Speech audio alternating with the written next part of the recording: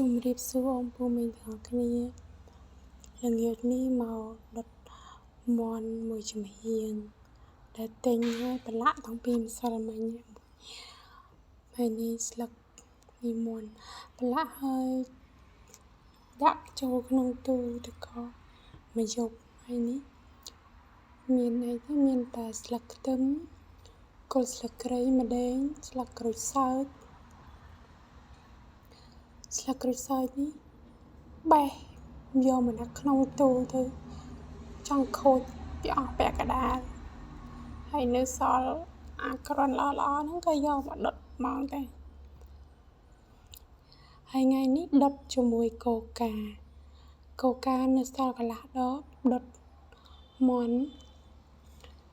កូកាហ្នឹងអា3លីត្រណាôngពូមីងទិញយកមកញ៉ាំថ្ងៃមុនហើយញ៉ាំម្ដងក៏ដាក់ទូទឹកកកទៅឥឡូវនៅសល់កន្លះដបហ្នឹងក៏ដាក់ដុតមាន់ទៅចាហ្នឹងមានច្រើនទេôngពូមីងកូកាហ្នឹងដាក់មកកូនមកកែវដាក់មកកែវជាមួយមាន់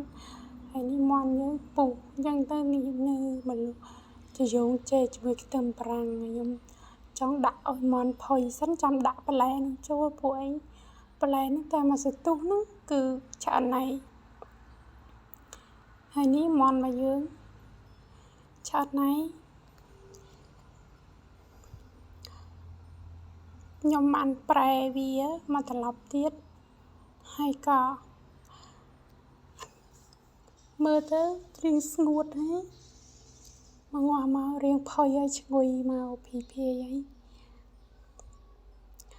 បានដាក់ខ្ទឹមប្រាំងចិត្តដាក់ចូលមុនគេ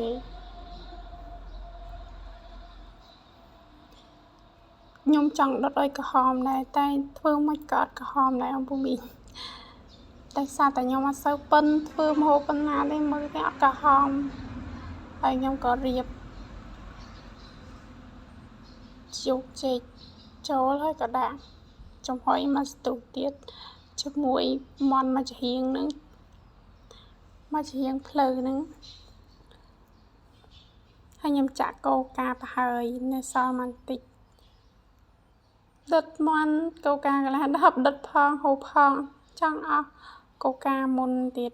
ហើយនិយាយចង់ហើយដល់ថ្ងៃងាកមកហើយងាកចូលអាប់នៅក្រោយផ្ទះខ្ញុំôngពូមីងទាំងអស់គ្នាហើយជាចុងក្រោយអរគុណôngពូមីងទាំងអស់គ្នាដែល